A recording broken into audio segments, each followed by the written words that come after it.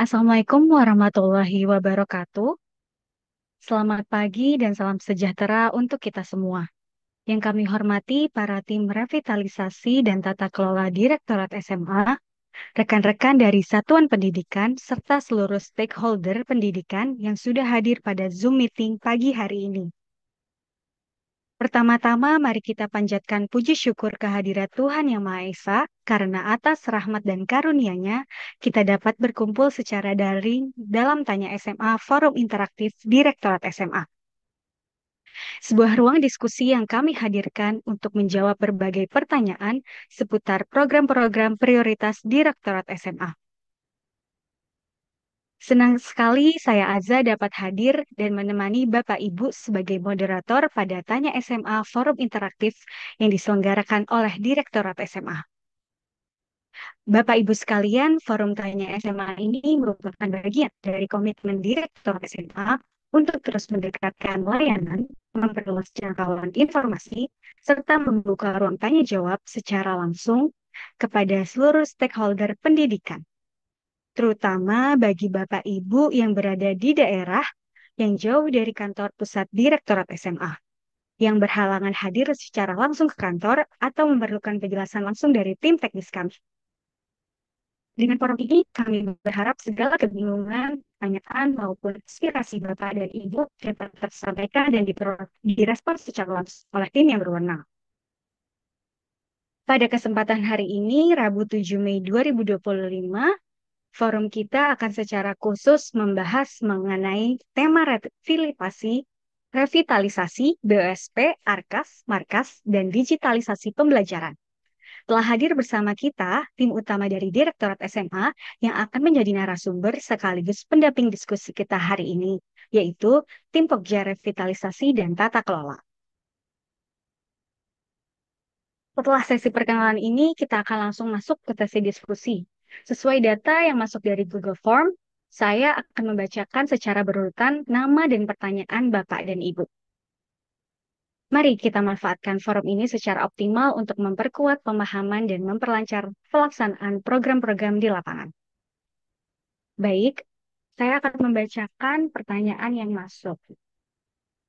Digitalisasi seperti apa yang wajib hadir di proses pembelajaran? Baik, saya serahkan langsung kepada tim revitalisasi dan tata kelola.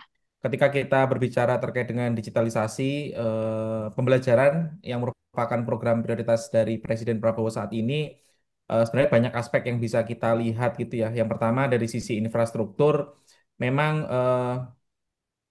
Presiden Prabowo saat ini ingin pembelajaran yang kita laksanakan di sekolah-sekolah kita itu eh, sudah interaktif, sudah mengarah ke arah digital yang artinya menggunakan perangkat-perangkat digital sebagai perangkat pendukung. Tetapi sebenarnya tidak hanya terlepas dari infrastruktur saja atau hardware saja, tetapi digitalisasi ini bisa berjalan ketika seluruh pihak itu juga terlibat aktif di dalamnya. Misalnya, guru memang sudah dibekali bagaimana cara memanfaatkan perangkat yang ada. Siswa juga bisa ditarik perhatiannya untuk nantinya bisa terbawa suasana belajar dalam suasana digitalisasi dalam tanda kutip tadi begitu.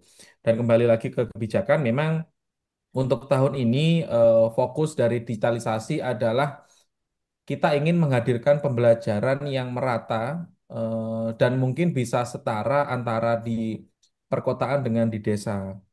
Kemarin pada saat launching program digitalisasi, Presiden Prabowo menyampaikan bahwasannya di daerah-daerah yang mungkin dari sisi infrastruktur itu kurang, kualitas guru mungkin kurang atau ketersediaan guru itu kurang, akan diberikan sarana pembelajaran media pembelajaran yang terpusat. Presiden Prabowo nanti akan mengumpulkan guru-guru terbaik, membuat konten-konten terbaik dan konten-konten itu nanti bisa dinikmati oleh seluruh sekolah di Indonesia.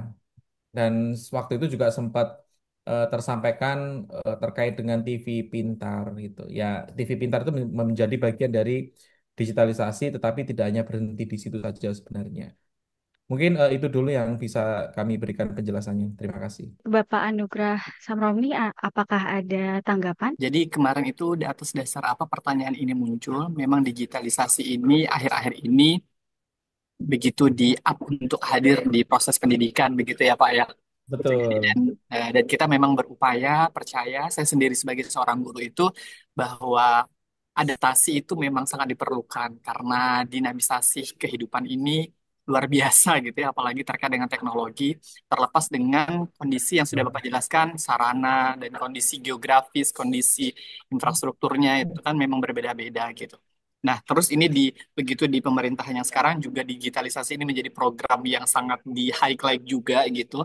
Nah, kemarin itu yang menjadi pertanyaan dasar saya itu ap- kemarin apakah sekolah saya itu dikatakan sudah berbasis digitalisasi pembelajaran itu di level yang minimal seperti apa? Apakah anak-anak menggunakan aplikasi misalnya kalau saya sebutkan brandnya misalnya aplikasi Canva, kemudian aplikasi CapCut gitu ya.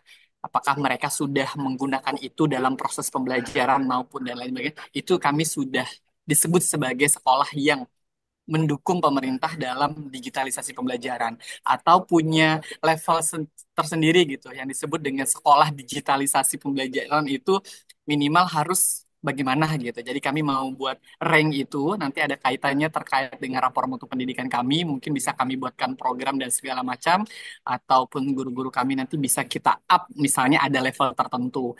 Sejauh ini yang sudah kami upayakan Pak, mohon izin itu memang penggunaan aplikasi yang mudah menurut yang bisa kami aplikasikan di daerah kami dengan kondisi karakteristik anak-anak kami. Salah satunya adalah CapCut, Canva. Kalau proses pembelajaran itu ada quizzes dan segala macam.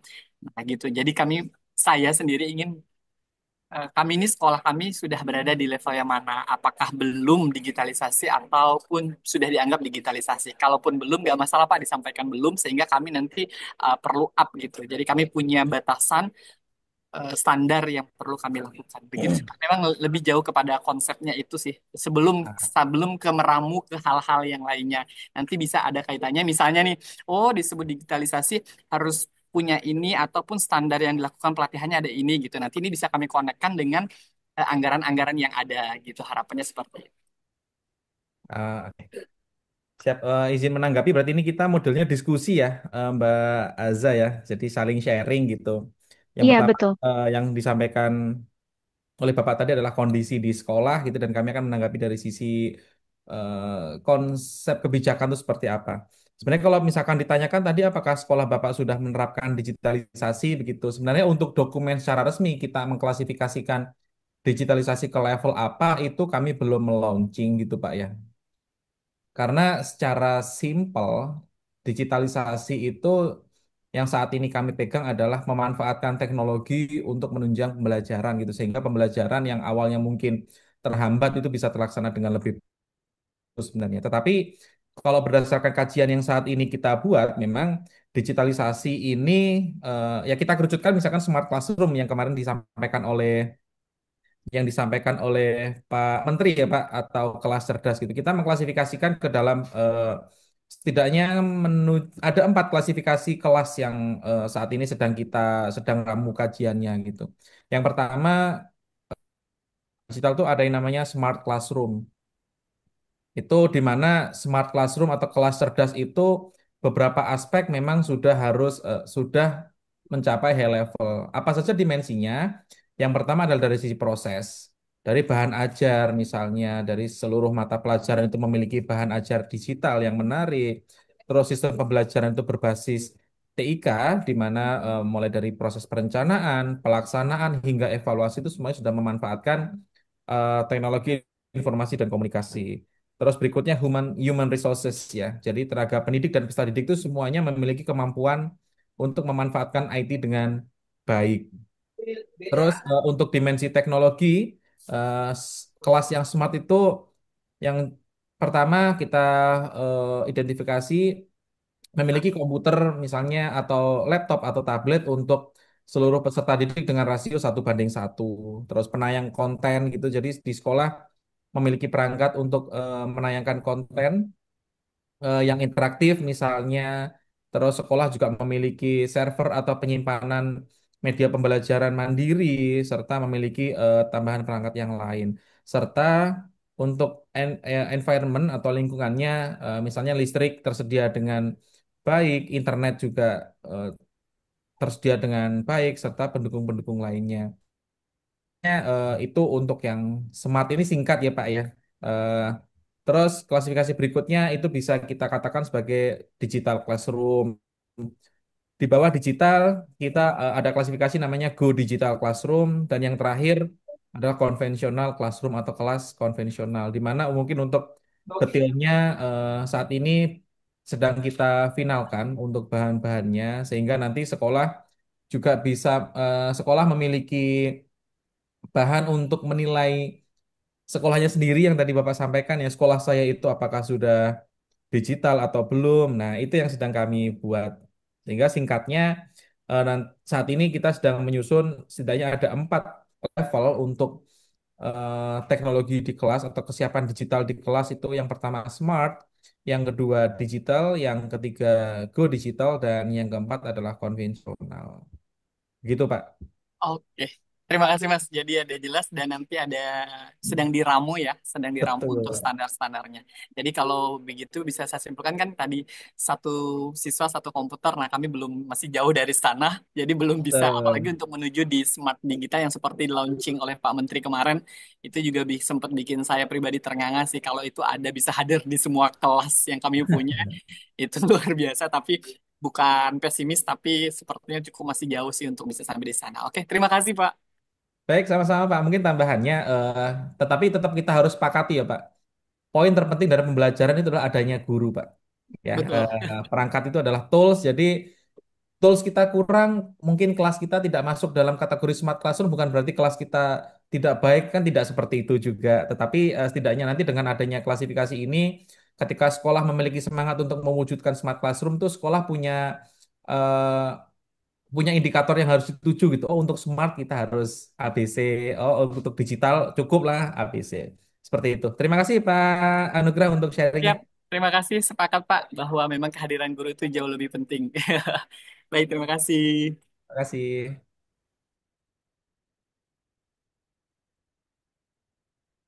Baik, pertanyaan selanjutnya ada dari Ibu Tinasari Pristianti. Apakah sudah ada di Zoom meeting? Ya, sudah hadir. Ya, baik saya bacakan pertanyaannya. Apakah ada perubahan komponen penggunaan BOSP terutama dikaitkan dengan Asta Cita dan RKPJM Kemendikbudristek yang terbaru? Bagaimana dampaknya kepada sekolah? Baik, saya serahkan kepada tim sarana dan prasarana dan tata kelola. Baik, terima kasih Mbak Aza. Suara saya cukup jelas ya Mbak. Cukup, Ibu. Ya, terima kasih Ibu Tina Sari Pristianti. Ini pertanyaan tentang penggunaan dana BUSP itu sudah banyak ditanyakan oleh teman-teman dari Satpam yang lain maupun dari Dinas Pendidikan Provinsi. Jadi em, saat ini kan Juknis BUSP 2025 itu kan belum diterbitkan ya. Jadi saya tuh belum dapat menyampaikan perubahan komponen penggunaan dana BOSPE itu apa saja. Tapi memang ada perubahan dan tentu akan berdampak pada sekolah. Namun, ruhnya untuk BOSPE 2025 ini dan yang akan datang itu adalah untuk mewujudkan pendidikan berkualitas untuk semua ya. Jadi kita berupaya bahwa dana BOSPE yang ada digunakan lebih baik lagi untuk meningkatkan kualitas pendidikan. Jadi Bu Tina, mohon ditunggu aja ya Bu ya, Juknis BOSPE 2025 karena saat ini sedang dilakukan harmonisasi dengan lintas KL, yaitu dengan Kemdagri, kemudian ada Bappenas ya, dan juga kementerian yang lain. Begitu Mbak Aza.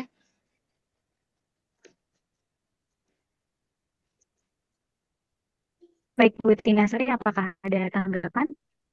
Iya, Bu. Mohon kalau memang ada berarti kan sekarang kita masih berjalan dengan juknis penggunaan dana BOS yang peraturan lama ya Bu ya untuk di semester 1 ini ya. Kalau nanti ada perubahan bilanglah masuk ke semester 2 berarti di tengah kita akan melakukan tadi penyesuaian sesuai satuan pendidikan kami harus menyesuaikan dengan Juknisbos yang baru ya Bu ya. Mudah-mudahan di tahun pelajaran. Karena kalau di tengah-tengah berarti penyesuaiannya lumayan kami lakukan untuk di semester 2. Dan harapannya mudah-mudahan semester 2 bisa pencairannya juga sama seperti tahun sebelumnya Bu, sesuai. Jadi tidak terlalu menyulitkan. Dan insya Allah sudah baca yang kemarin peta pendidikan nasional yang disampaikan oleh Pak Menteri, eh, maka fokusnya lebih terlihat sih Bu, mudah-mudahan untuk tadi upaya mewujudkan pendidikan. Terima kasih Bu atas jawabannya. Sama-sama. Ini perlu saya tanggapi atau enggak usah, Mbak Azeh? Boleh, Ibu? Ya, memang teman-teman semua, kalau Juknis Bospe 2025 ini belum diterbitkan, kita mengacu pada Juknis Bospe di tahun 2022 dan 2023 ya. Namun kalau nanti sudah rilis, sudah terbit Permendikdasmennya terkait dengan Juknis Bospe ini, nanti monggo dari Satpam berkoordinasi dengan Dinas Pendidikan Provinsi untuk melakukan perubahan ataupun pergeseran. Insya Allah, walaupun tahap 1 dananya sudah digunakan lebih dari 50%, nanti Juknis Bospe yang 2025 ini tidak akan ada perubahan yang sangat luar biasa yang membutuhkan pergeseran yang luar biasa juga di dalam perencanaan kasnya. Demikian, terima kasih. Apakah tidak ada wacana di Juknis BOSP untuk anggaran bagi bendahara atau tim? Baik, kepada tim sarana dan prasarana tata kelola, saya persilahkan. Terima kasih Mbak Aza. Ibu, ya ini kebetulan di sini juga ada Mas Doni ya, yang ada di tim Pospe Direktorat SMA. Jadi terkait dengan wacana anggaran bagi bendahara ya. Tadi kan kalau kita merujuk pada Juknis Pospe yang sebelumnya, eh, itu ada kriteria kriteria penerima honor itu siapa, ya kan? Jadi berdasarkan Permendikbud nomor 63 2022 pasal 40 itu ada kriteria penerima honor itu seperti apa, dan memang tidak ada disebutkan bahwa ada alokasi honor untuk kepala sekolah maupun bendahara ataupun tim BOSP itu sendiri. Jadi ini hati-hati juga kepada semua teman-teman di satuan pendidikan, karena kalau ada pemberian honor tidak sesuai dengan ketentuan di Juknis, itu akan mengakibatkan temuan dari APH ya. Dan ini katanya dengan honor itu lumayan banyak temuannya. Kemudian yang kedua, berdasarkan PMK nomor 49 tahun 2023 itu ada aturannya. ASN yang seperti apa sih yang dapat menerima honor kegiatan? Jadi intinya adalah kalau kita merujuk pada Juknis Bospe, baik itu di Permendikbud nomor 63 tahun 2022 atau Permendikbud Ristek nomor 63 tahun 2023, memang tidak ada alokasi honor untuk bendahara maupun tim Bospe. Namun untuk yang kedepannya, apakah ada atau tidak 2025, mohon menunggu saja. Tapi memang sepertinya fokus penggunaan dana BOSPE itu untuk pendidikan berkualitas untuk semua.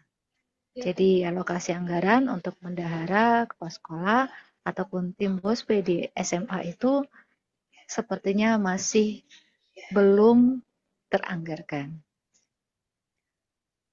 Begitu Mbak Aza. Ini kalau misalnya Mas Doni, kalau ada yang mau menanggapi, monggo Mas Doni untuk tambahannya. Iya, baik, terima kasih Bu Evi untuk waktunya, izin Mbak Azza dan Bapak Ibu sekalian. Jadi terkait pertanyaan, sebenarnya apakah memang di Juknis BOS ini ada wacana untuk anggaran bagi bendahara atau tim BOS di sekolah ya? Memang saat ini memang belum ada untuk penganggaran khususnya bagi tim BOS di sekolah. Memang eh, ataupun sebenarnya memang masukan juga sudah ada masukan dari dinas juga dari sekolah. Saat ini belum ada untuk penganggaran tersebut. memang karena BOS ini eh, bukan hanya dari Kementerian Pendidikan saja yang membuat, jadi ada Kementerian Keuangan, Kementerian Dalam Negeri, dan kementerian yang lain, sehingga memang eh, ini juga menjadi masukan bagi semua kementerian, apakah memang bisa dianggarkan atau tidak. Tetapi memang untuk saat ini memang belum ada penganggaran untuk eh, bendahara dan tim, karena memang untuk BOS sendiri memang eh, sifatnya memang dibuat dalam kegiatan, bukan memang kegiatan untuk mungkin membuat laporan, untuk kegiatan untuk rapat yang memang sifatnya yang dalam bentuk kegiatan, sehingga memang eh, nantinya juga menjadi masukan, karena kan memang menjadi tugas tambahan ya Bapak Ibu apa untuk bendahara ataupun tim BOS ini. Tapi kami harap memang dalam pengelolaan anggarannya juga dapat berjalan dengan baik, walaupun memang tidak dalam bentuk honor ya. Karena kan memang untuk honor tadi sudah disampaikan Ibu Evi bahwa memang yang ada pembayaran honor di guru atau tenaga pendidikan yang honorer. Mungkin itu, Baza. Baik, Bu Iin, apakah ingin menanggapi? Terima kasih. Baik, cukup Ibu. Ibu Iin. Cukup Ibu, terima kasih. Oke, baik. Pertanyaan selanjutnya akan saya bacakan dari Bapak Kusuma Winanto. Apakah sudah ada di Zoom meeting?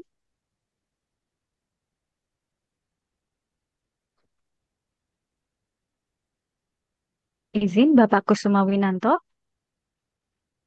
apakah bisa open mic? Ya, Bu. Sudah, Bu.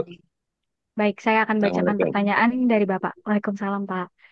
Dana BOS hanya boleh untuk rehab bangunan dengan perkembangan jumlah siswa. Kami butuh tambahan WC. Apakah boleh kita gunakan untuk membuat WC baru? DAK sudah diusulkan, namun realisasinya tidak tahu kapan. Baik, Iya. kepada tim sarana dan prasarana, saya persilahkan. Terima kasih Mbak Aza. Pak Kusuma, ini pertanyaan yang juga disampaikan oleh banyak satpam ya.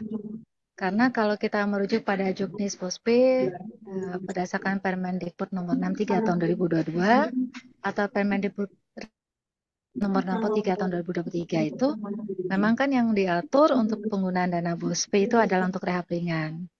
Iya. Kita semua tahu kan kalau rehab ringan itu ada kriteria-kriteria tertentu. Tidak ada pembangunan ruang kelas, tidak ada tambahan WC. Namun ini Juknis Bospe 2025 ini kan belum keluar ya Pak ya.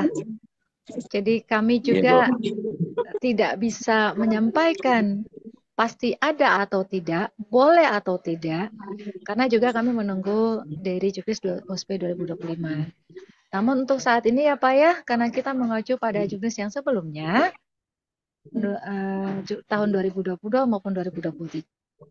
Jadi dana Bospe itu hanya untuk rehab ringan atau pemberian sapra saja dan tidak untuk membuat bangunan baru. Nanti kalau misalnya sudah ada Jurnis Bospe 2025, ini kita berandai-andai ya Pak ya, dan ternyata Iya, Bu. diperkenankan untuk pembangunan seperti itu akan segera disosialisasikan Pak oleh tim Sekretariat Ditjen Dasmen. Harusnya ya, Bu. Tiap tahun itu, Bu. Ya saya Usulannya. juga paham sih, karena kan ada keterbatasan untuk akses DAK ya, DAK fisik, apalagi kan kalau DAK fisik itu tahun ini kan sarana pembelajaran ya Pak ya, bukan untuk Iya, Bu. WC kan, itu masalahnya.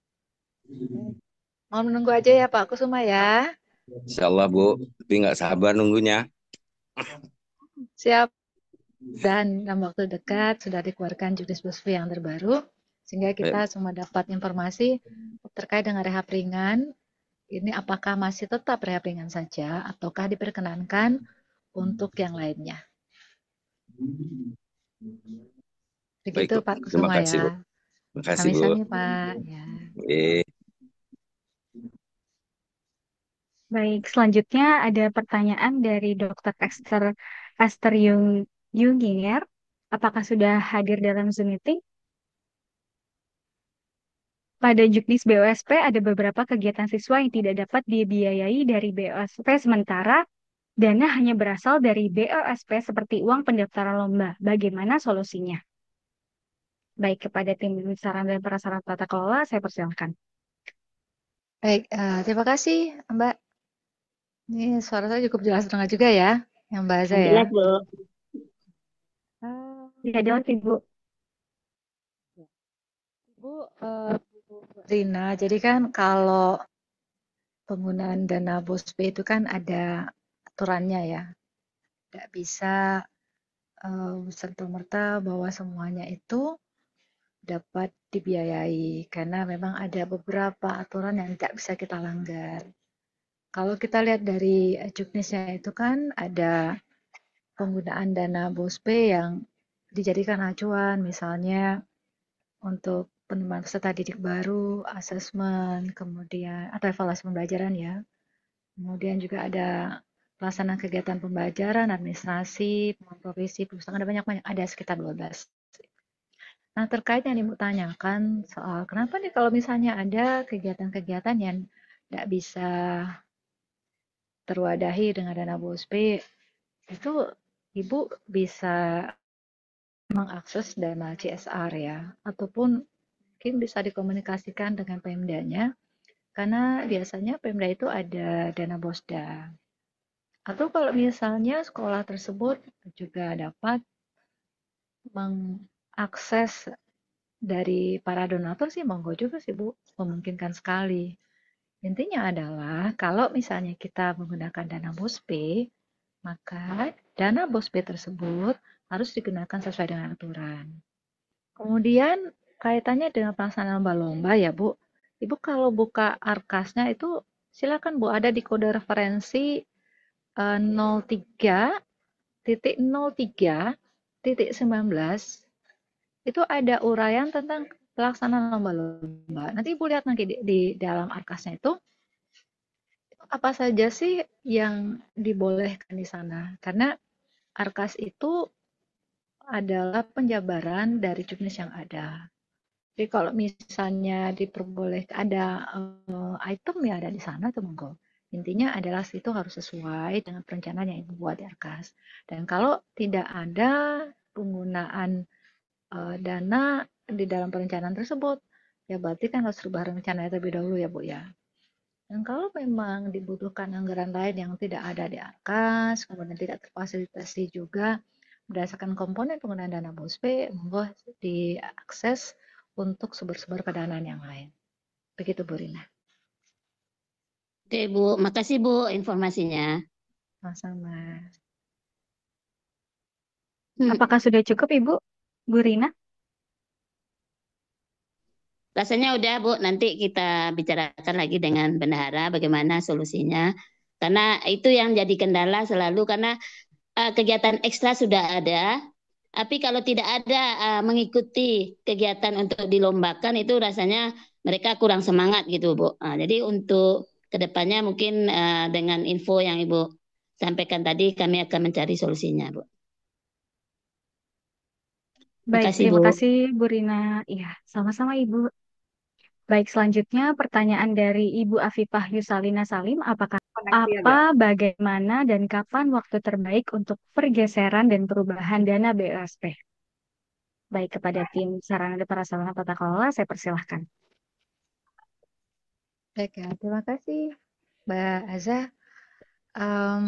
Ini sebenarnya kita berharap pertanyaan Ibu ini sudah dapat dijawab ya atau difasilitasi oleh Dinas Pendidikan Provinsi atau di sana itu kan karena kaitannya dengan pergeseran atau perubahan konfirmasinya dari Dinas Pendidikan Provinsi. Jadi Ibu, kalau perubahan itu hanya boleh 1 kali ya, hanya boleh 1 kali, bisa lebih karena ketentuannya seperti itu. Kemudian mengenai kapan waktunya, itu tergantung Dinas Pendidikan Provinsi, Bu. atau nanti Ibu bisa koordinasi dengan kantor cabang dinas pembantu untuk menanyakan kapan sih jadwal perubahan di perubahan RKAS-nya. Karena tidak semua sama, Bu. Nggak semua dinas pendidikan provinsi itu memiliki jadwal yang sama se-Indonesia. Terkait dengan pergeseran, kalau pergeseran itu boleh, monggo aja. Kapan saja boleh. Namun ada beberapa provinsi yang menjadwalkan. Saya lupa provinsi mana, apa Banten atau mana ya, atau Jawa Barat ya, yang punya jadwal kalau melakukan pergeseran itu misalnya sebulan sekali kah atau sebulan 2 kali kah. Tapi Yang itu Jawa perlu Barat, dikoordinasikan. Jawa Barat sekali ya, Bu? Sekali Jawa ya, Bu Barat ya? 1 kali, Bu, 3 hari. Jadi ada pembatasan tanggal belanja. Terus habis itu 3 hari sesudah belanja itu batas untuk pergeseran setiap bulan. Kalau kami di Jawa Barat batasnya itu. Jadi selesai belanja, semua sudah harus selesai untuk belanja bulan berjalan setiap tanggal antara 18 sampai 20 tergantung hari kerja. Kemudian 3 hari sesudah itu baru melakukan pergeseran untuk bulan depannya. Nanti seperti itu siklusnya kalau kami di Jawa Barat dari dinas. Izin ya Bu tadi Menila. Gak apa-apa. Jadi memang ada sistem ya, bukan sistem ya, ada jadwal yang setiap dinas pendidikan punya kebijakan tersendiri, Bu. Saya pernah diskusi juga dengan teman-teman di sana, kenapa sih ada pembatasan seperti itu? Ya katanya untuk memudahkan koordinasi dan konsolidasi sih. Tapi intinya adalah bahwa kalau geser mah boleh aja, kapan aja. Tapi syaratnya harus disetujui oleh dinas pendidikan ya. Jadi kalau misalnya Ibu sudah melakukan pergeseran, kasih dulu ke dinas pendidikan provinsi, sampaikan bahwa sudah ada pergeseran dan mohon konfirmasi dari dinas pendidikan provinsi, Bu. Itu ya, Bu ya. Terima kasih. Sama-sama, Bu. Dari Mas Doni mungkin ada tambahan atau gimana, Mas Don? Iya, izin. Memang kalau terkait pergeseran dan perubahan ada perbedaan ya Bapak Ibu ya. Untuk pergeseran memang sebenarnya diberikan kesempatan di aplikasi memang banyak gitu. Tapi memang tergantung dari Dinas Pendidikan Provinsi sendiri yang nantinya akan melakukan review atas pergeseran Bapak Ibu yang apakah memang pergeseran dilakukan memang sudah sesuai dengan alasannya ketika memang pergeseran dilakukan uh, karena apa dan memang sudah disampaikan ke dinas provinsi memang dianggap layak untuk pergeseran biasanya memang nanti uh, untuk nanti disetujui oleh dinas pendidikan provinsi. Memang kalau pergeseran berbeda dengan perubahan, di mana pergeseran memang hanya tidak boleh lintas akun belanja. Jika memang sudah belanja barang dan jasa, itu memang tidak boleh digeser ke barang modal. Nah, itu memang kesempatannya di perubahan. Dan biasanya memang perubahan itu di 1 tahun itu. Memang saat ini memang berbeda-beda tiap provinsi untuk ketentuan perubahannya, apakah memang di bulan Juli ataupun di bulan Agustus. Memang tergantung dari dinas provinsi sendiri yang menginginkan apakah memang perubahannya bisa dilakukan di bulan apa. Dan biasanya sih memang disampaikan ke sekolah sendiri memang terkait perubahan nantinya dilakukan di bulan apa. Uh, Memang dipastikan lagi memang itu untuk perubahan diberikan kesempatan untuk mengubah perencanaan kegiatan lintas jenis kode rekening belanja. Mungkin itu Bu Evi bahasnya. Baik, saya lanjutkan untuk pertanyaan selanjutnya dari Bapak Gregorius Dimas Aswinda Putra. Apakah sudah ada di Zoom meeting?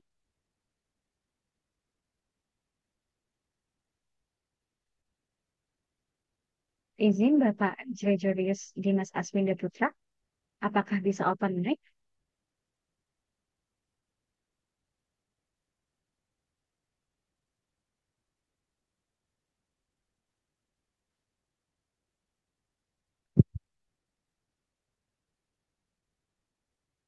Baik, sepertinya belum bisa open mic. Saya lanjutkan. Dari Ibu Melniati, apakah sudah ada di Zoom meeting?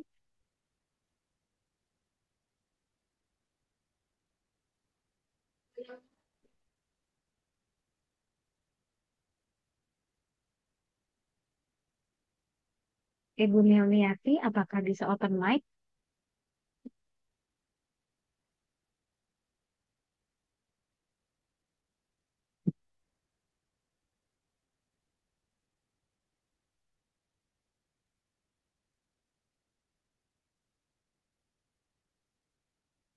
Baik, sepertinya belum ada jawaban dari Ibu Melniati dan Bapak Gregorius Dimas.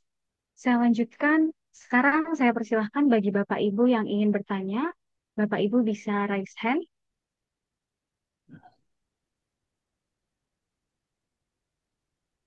Izin Bapak Ibu, jika ada pertanyaan bisa langsung raise hand. Baik, dari SMA Korjesu Larat, saya persilahkan. Iya, baik. Selamat siang, Ibu. Selamat siang, Siang. teman-teman semua. Izin saya dari Kepala SMA Koryesu di Larat, di Provinsi Maluku, paling pelosok, Ibu. Dekatnya Australia. Ya. Kemarin, boleh lanjut, Ibu? Saya bisa, boleh Silakan, lanjut? Pak. Lanjut? Silakan, Pak. Silakan Pak, silakan Pak. Oh, kebaik. Kemarin itu ada saya berikan sedikit keluhan terkait dua hal, yaitu revitalisasi dan e-ijazah, Ibu. Yang pertama terkait revitalisasi. Revitalisasi ini saya di sekolah swasta, Ibu. Eh, Sebelum saya lanjut, saya minta maaf, Ibu, saya tidak bisa pakai background yang disarankan di email. Ya, minta maaf untuk itu. Saya langsung saja. Baik, lanjut Ibu terkait revitalisasi, saya mau bilang bahwa minta maaf kalau saya setiap tahun kami itu mendapat kiriman format dari provinsi, format Sarpras dari provinsi untuk kemudian kita apa namanya denanya kita buat, lalu kemudian kita minta dari dinas PUPR setempat kabupaten untuk memverifikasi, survei, lalu kemudian memverifikasi, menghitung kerusakan, presentasi kerusakan dan sebagainya. Setelah itu kami upload di Dapodik sejak 2020 sampai 2025, Ibu. Itu belum pernah terjawab sama sekali. Saya minta maaf kali saya harus bilang bahwa saya sedikit kecewa.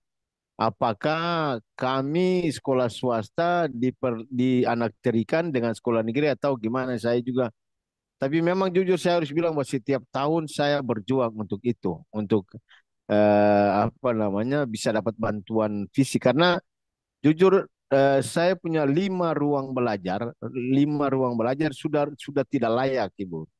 Saya sudah ulang-ulang mengeluh ini ke Dinas Pendidikan Provinsi, tapi juga entah belum punya kesempatan atau gimana, saya juga tidak mengerti.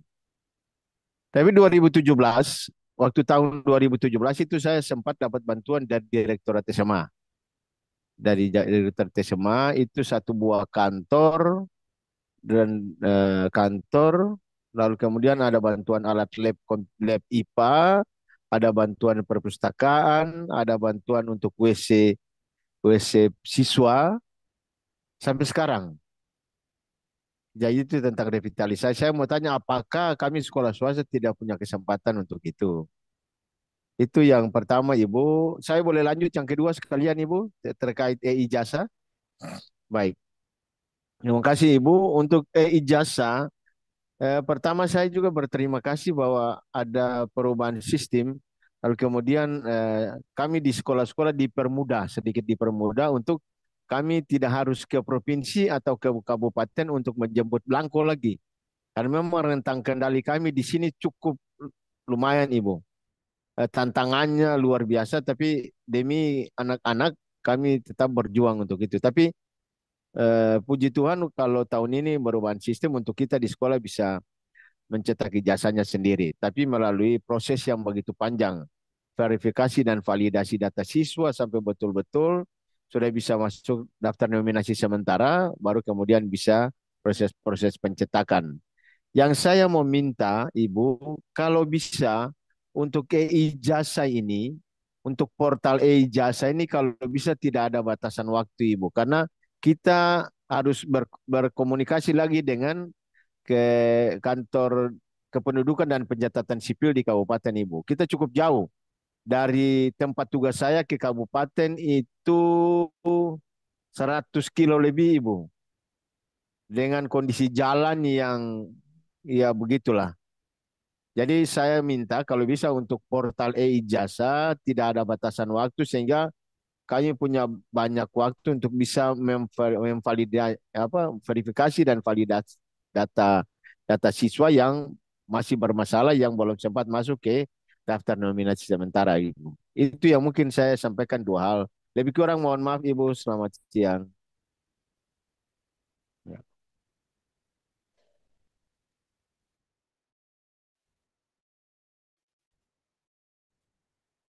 Baik, terima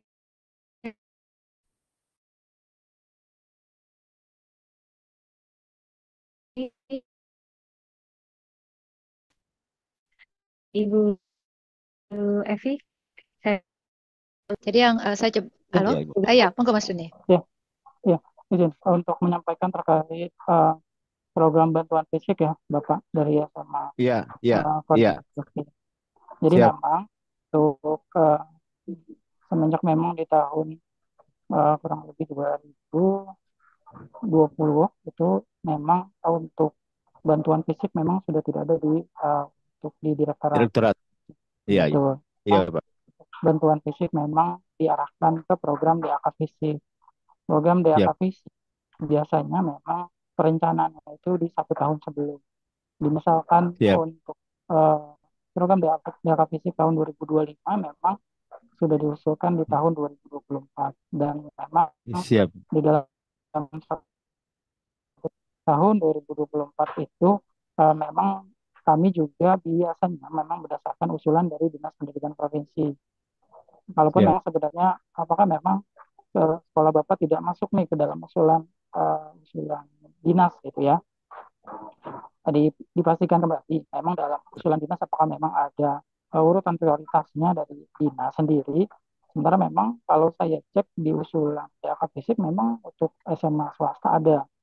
Jadi memang setidaknya memang paling tidak koordinasi dengan dinas pendidikan provinsi juga Bapak sudah diminta mungkin tadi yang mengisi untuk tingkat kerusakan nanti di upload di Dapodik memang itu memang salah satu untuk tahapannya untuk memang Ya, persyaratan. betul persyaratan memang Ya. yang diminta dinas biasanya untuk nantinya diusulkan ke dalam usulan kami. Nah usulan ini Siap. memang kalau contohnya DAK fisik ini diusulkannya memang melalui aplikasi Krisna Bappenas yang memang program DAK fisik ini memang diampu oleh Bappenas dan memang di kementerian-kementerian sendiri yang memang diminta bantuannya untuk melakukan penilaian yang nantinya dari Dinas Pendidikan Provinsi sendiri yang usulannya tersebut. Memang apalagi untuk yang revitalisasi ya Pak. Untuk yang Iya. revitalisasi tahun ini tahun 2025 memang berdasarkan usulan dari dinas sendiri, usulan DAK fisik tahun 2024 untuk 2025. Siap. 5, ya. Ya, betul. Karena di DAK fisik tahun 2025 hanya ada yang disalurkan hanya untuk peralatan TIK, peralatan IPA dengan buku, sehingga memang bangunan fisik itu memang di DAK fisik tahun ini memang belum ada, sehingga memang untuk bangunan fisik dimasukkan ke dalam program revitalisasi. Apakah memang kenapa di revitalisasi sekolah Bapak tidak masuk? Nah, eh, kalaupun saya cek datanya itu belum ada di usulan di tahun 2024. Nantinya jika memang program DAK fisik untuk tahun depan dipastikan kembali ke Dinas Pendidikan Provinsi, apakah memang nanti ada pengusulan di tahun ini untuk DAK fisik tahun 2025. 2026. Iya, untuk 2026 betul. Sehingga Iya. memang pengusulannya di tahun ini, nanti perencanaannya di tahun ini dan tahun depan itu pelaksanaannya. Tapi saat ini memang untuk program DAK fisik untuk tahun depan memang belum ada untuk sosialisasinya dari Bappenas sendiri. Biasanya nanti memang ada koordinasi dengan kami jika memang ada sosialisasi untuk DAK fisik tahun 2026. Jadi sementara memang usaha Bapak memang semoga berbuah baik ya Pak, nantinya juga untuk jika memang bisa diusulkan di tahun ini, semoga memang nanti berikannya untuk di tahun depan. Jadi semoga memang masih bisa berkoordinasi dengan Dinas Pendidikan Provinsi. Begitu Pak. Siap, siap Pak, siap Pak. Makasih Pak. Sama-sama Bapak. Menambahkan juga Pak Kepsek ya. Jadi kuncinya itu adalah Bapak update data Dapdik ya Pak. Jadi sampelnya Bapak itu diupdate datanya. Jadi kan sebenarnya ketika mau melakukan filter di Dapdik itu sebagai salah satu dasar kenapa Dinas Pendidikan Provinsi merekomendasikan sekolah-sekolah tertentu ya. Itu karena kebutuhan Pak. Jadi kalau misalnya di dalam Dapodiknya Bapak itu tertera bahwa kelas Bapak itu sudah cukup gitu ya. Kelasnya sudah cukup, peserta didiknya juga sudah tidak perlu lagi tambahan ruang kelas nih contoh gitu. Maka tidaklah menjadi prioritas untuk mendapatkan DAK yang ini kita bicara yang tahun-tahun sebelumnya Pak ya. Siap Ibu. Kemudian ya seperti yang dikatakan oleh Mas Doni tadi, ya ini sedang menunggu semuanya. Apakah nanti di tahun 2026 dibuka DAK fisik itu untuk pembangunan ya, bukan hanya sekedar sarana pembelajaran. Tapi itu Pak jangan lupa, karena kan kalau misalnya Bapak sudah melakukan updating data, Dapodik yang terkait dengan saprasnya Bapak, itu menjadi sebagai dasar ketika dan provinsi memprioritaskan sekolah Bapak. Yang pertama. Yang kedua terkait dengan ijazah tadi ya Pak ya. Iya. Jadi memang ijazah itu, elektronik ijazah itu kan launchingnya di tahun ini ya. Dan sudah berlaku. Iya. Kami semua itu kan mengacu pada regulasi yang dikeluarkan oleh kementerian ya Pak ya. Di mana dalam regulasi yang ada itu sudah diatur kapan daftar nominatif sementaranya, kapan daftar nominatif tetap, dan karena ini memang by system ya Pak ya, sehingga ada beberapa kuncian tanggal yang dipatuhi oleh seluruh satuan pendidikan se-Indonesia. Sampai saat ini Pak yang Bapak sampaikan tadi terkait dengan yang lama, yang dibutuhkan waktu yang lebih lama lagi, itu nanti kami akan sampaikan kepada tim kerja penilaian dan pembelajaran. Kebetulan kami di Subdisapras ya Pak ya tidak menangani elektronik ijazah terkait yang Bapak sampaikan ini. Terima kasih untuk pencerahannya juga Pak.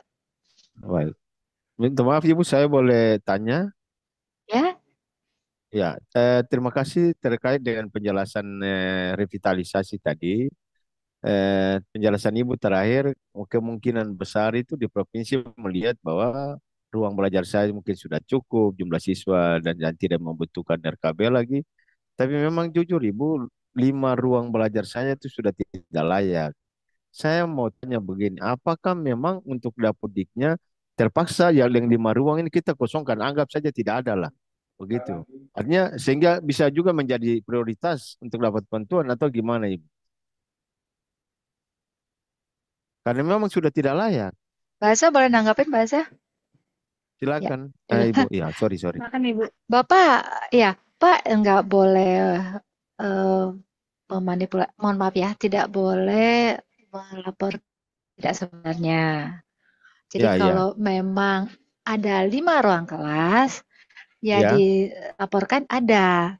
Nanti Ya, kalau ternyata ruang kelasnya itu rusak berat, ya, silakan saja di dalam dapodik itu di menunya itu Bapak pilih kondisi saja bahwa ruang kelas yang Bapak punya itu mengalami kerusakan. Sehingga nanti ya, kami di Direktorat SMA maupun iya, teman-teman di Dinas Pendidikan Provinsi itu mendapatkan informasi yang utuh di sekolah Bapak. Bahwa Bapak iya. punya 5 ruang kelas, tetapi kondisinya misalnya perlu rehab sedang sampai dengan berat. Begitu, Pak ya. Tapi Iya, jangan bilang baik, nggak baik. ada, Pak. Baik, baik, baik. Kasih, Bu. Mengerti. Baik, makasih atas Sama-sama. penjelasannya. Minta Sama-sama. tolong Ibu untuk ke ijazah, tolong teruskan ke yang berkompeten. Kalau bisa pertimbangan rentang kendali itu menjadi hal. Karena memang jujur kami di daerah 3T sini, transportasinya juga susah, kondisi jalan, apalagi yang tempuh jalur laut Ibu. Kalau gelombang itu kita sudah tidak bisa kemana-mana. Itu maksudnya. Makanya saya minta tolong kalau bisa tidak ada batasan tentang ijazah. Gitu Ibu, terima kasih banyak. Selamat siang. Baik, Siang, Pak. baik Ya, Bapak. Bapak juga bisa ya, menonton kembali Pak webinar kemarin di YouTube mengenai ijazah ya Pak untuk iya, selengkapnya. iya. Siap, siap, siap. Makasih Bu. Baik, ini Ibu Rina Saftiani, silakan. Ya, Ibu, ini cuman unek-unek aja ya, Bu, tentang bendahara bos, Bu. Bendahara bos ini di sekolah kan berasal dari guru. Jadi yang untuk tenaga administrasi khusus itu nggak ada, Bu. Jadi karena dia berasal dari guru, maka jam mengajarnya harus terpenuhi 24 jam. Sementara mereka harus mengerjakan juga kegiatan sebagai bendahara. Kami mengusulkan, Bu, untuk Direktorat SMA, bagaimana kalau dibuat seperti aturannya bahwa bendahara bos ini diakui juga jam tambahannya, Bu. Jadi beban mengajarnya agak berkurang sedikit sehingga mereka bisa mengerjakan tugas-tugas sebagai bendahara bos. Itu saja, Bu, usulannya. Terima kasih. Ya, Assalamualaikum warahmatullahi wabarakatuh. Pak, Ibu, memang kan kalau kita lihat di Permendikbud nomor 6 ya, itu kalau Ibu lihat di pasal 20 ya, ada ayat 1 bahwa pengelolaan dana BOSP itu ada kepala sekolah itu membentuk tim bos sekolah ya.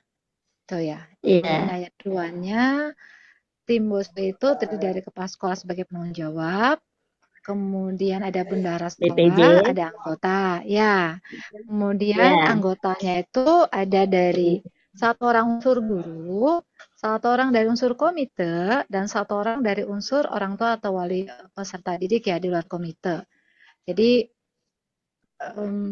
tim BOSP itu dipilih oleh kepala sekolah, kemudian penanggung jawabnya kepala sekolah. Jadi ini kayak dibilang tugas tambahan ya Bu ya, tapi sampai saat ini kan memang tidak ada satu dananya atau honornya yang diberikan kepada kepala sekolah atau guru yang mendapatkan tugas tambahan ini.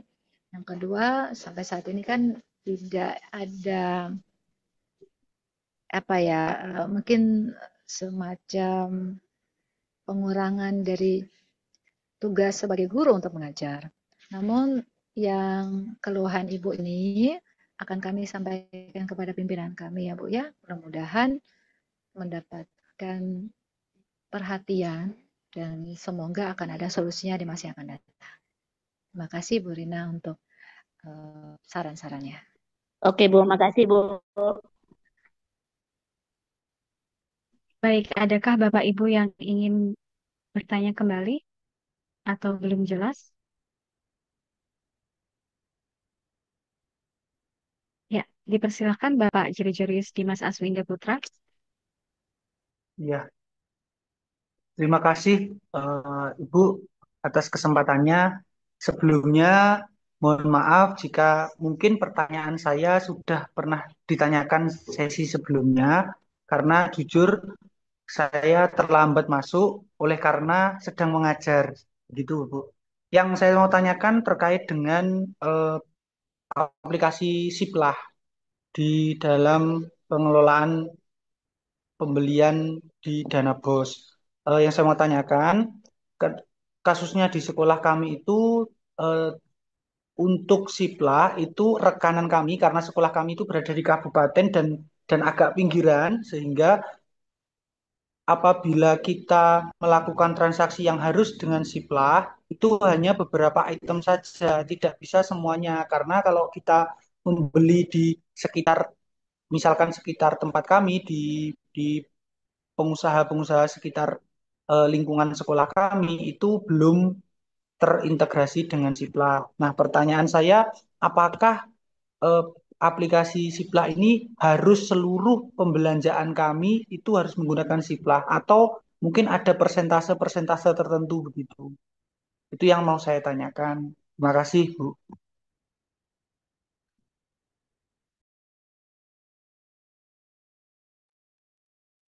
Baik, saya serahkan kepada tim sarana prasarana dan tata kelola. Siplah ini ada aturan yang mengatur sih, yang mana saja yang boleh pakai Siplah, yang mana yang diperkenankan untuk tidak pakai Siplah. Yang pertama, Bapak, Pak Gegerus, nanti Bapak coba pelajari dulu ya. Pertama, Permendikbud nomor 14 tahun 2020 yang mengatur terkait Siplah. Kemudian yang kedua, ada Permendikbudristek nomor 18 ya tahun 2022 mengatur pengadaan barang dan jasa di satuan pendidikan. Jadi dua hal ini Pak menjadi acuan bagi seluruh SMA di Indonesia untuk melakukan jasa apakah di Siplah ataukah tidak. Sebenarnya ada pengecualian Pak untuk kita tidak perlu belanja di Siplah ya. Jadi kalau pengadaan yang dapat dilakukan di luar sistem informasi pengadaan informasi pendidikan, jika barang atau jasa itu tidak memenuhi kriteria di Siplah. Misalnya Bapak inginnya butuh barang, sesuatu barang, mungkin yang custom kali ya. Oh ternyata tidak ada di Siplah, berarti Bapak bisa beli offline. Kedua, pengecualian yang kedua adalah barang habis pakai dengan nilai transaksi itu paling banyak 1 juta rupiah, Pak. Jadi kalau misalnya Bapak itu mau beli barang di bawah 1 juta, monggo offline aja enggak apa-apa. Tapi ini bukan berarti pecah paket ya, Pak ya. Mohon maaf ya, karena kadang-kadang APH itu menganggap bahwa ini punya pecah paket ini. Misalnya di ATK mestinya 2 juta sekian, tapi karena mau beli offline ya udah dicicil aja ya ini 500.000 ya 500.000 gitu. Itu kan kesannya pecah paket ya. Dan itu akan bisa dipertanyakan oleh auditor. Kenapa kok beli ATK yang mestinya di atas 1 juta rupiah kok ini malah dipecah? Karena memang ada pengecualian Pak. Kalau barang habis pakai atau ATK ya dengan nilai transaksi di paling banyak 1 juta rupiah atau di bawah 1 juta itu bisa offline. Itu yang kedua. Tapi hati-hati tidak boleh pecah paket. Ketiga, Satpen yang nggak punya koneksi internet untuk mengakses Siplah itu atau sistem informasi pengadaan satuan pendidikan itu diperkenankan untuk offline. Intinya sih kalau misalnya teman-teman kita yang kesulitan jaringan gitu ya, misalnya mau akses Siplah, nggak bisa karena internetnya nggak ada, harus pergi ke atas gunung atau gimana gitu kan ya. Itu diperkenankan Pak, walaupun ya mohon maaf, kalau terima dana BOSP kan pakai aplikasi ya. Ada akses ke bos.kemdikbud.go.id, berarti kan internetnya kan jalan. Sehingga agak susah untuk Satpen untuk mengatakan kami tidak punya koneksi internet untuk mengakses Siplah. Begitu Pak. Jadi 3 pengecualian ini diperkenankan untuk pembelian secara offline, dan itu mengacu pada Permendikbudristek nomor 18 tahun 2022 tentang pengadaan barang dan jasa di satuan pendidikan. Pak Gregoris. Ada mungkin tambahan dari Mas Doni, monggo. Ya, sudah cukup sih Bu. Yang penting memang dalam pengadaan barang jasanya memang mengacu. Jadi di Kemendikbud Ristek nomor 18 tahun 2022 dengan ketentuan-ketentuan yang sudah ada di Juknis tersebut. Itu aja Bu.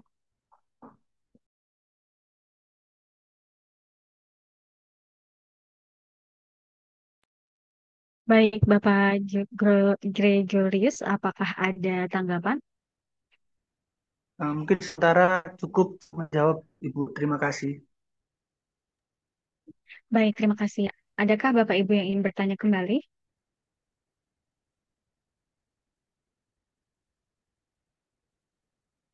Ibu Esther Yungier, apakah ada pertanyaan?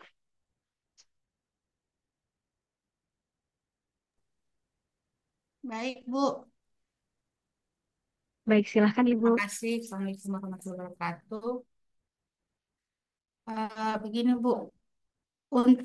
Untuk transport ya, untuk transport dan uang harian.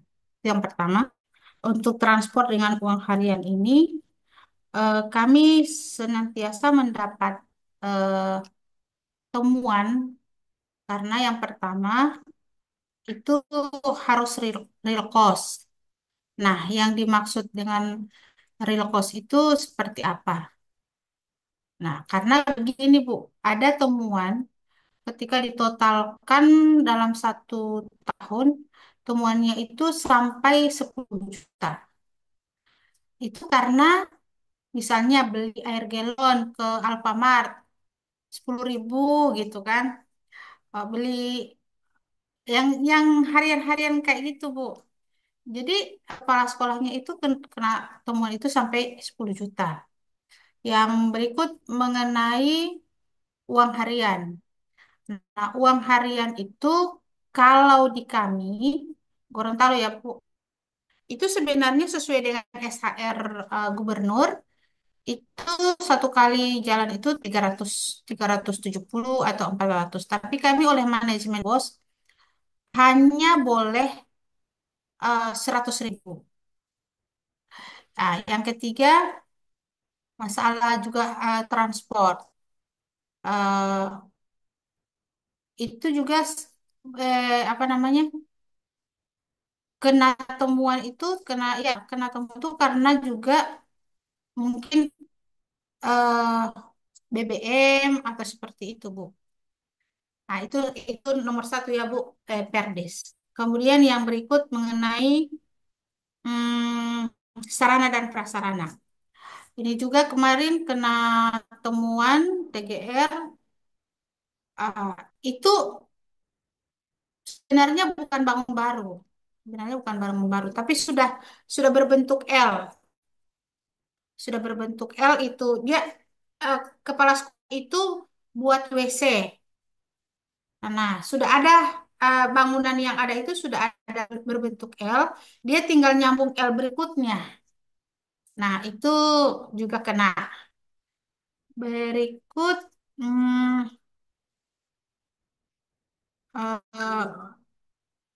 tentang akomodasi yang 30%. Kalau di provinsi kami itu, kalau tidak nginap, pergi ke suatu tempat, hotelnya nggak ada, maka bisa 30%. Apakah itu juga ada di ketentuan? Gitu. Mungkin 3 ini dulu, Bu, yang bisa saya tanyakan. Terima kasih.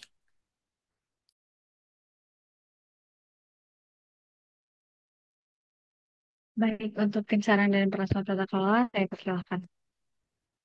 Nah, ini menarik banget nih, Mbak. Karena temuan Ibu itu kayaknya juga banyak ditemukan oleh auditor di satu yang lain ya. Ibu dan juga teman-teman semuanya, satu, kita harus pegang yang namanya SBM, standar biaya masukan. itu ada aturan mainnya. Kalau penggunaan dana transport, kemudian uang harian, ya, kemudian uang saku, segala macam terkait, itu biasanya ada standar biaya masukan. Kalau sepotong saya sih, kalau transport itu ya kalau kita ada kegiatan, pergi ke suatu tempat, itu ada alokasinya. Nah, yang perlu Ibu tadi kos itu adalah pembuktian. Bagaimana satuan pendidikan bisa membuktikan bahwa pergi beli air galon atau apa itu butuh uangnya 10.000. Apakah ada uang bensinnya kah?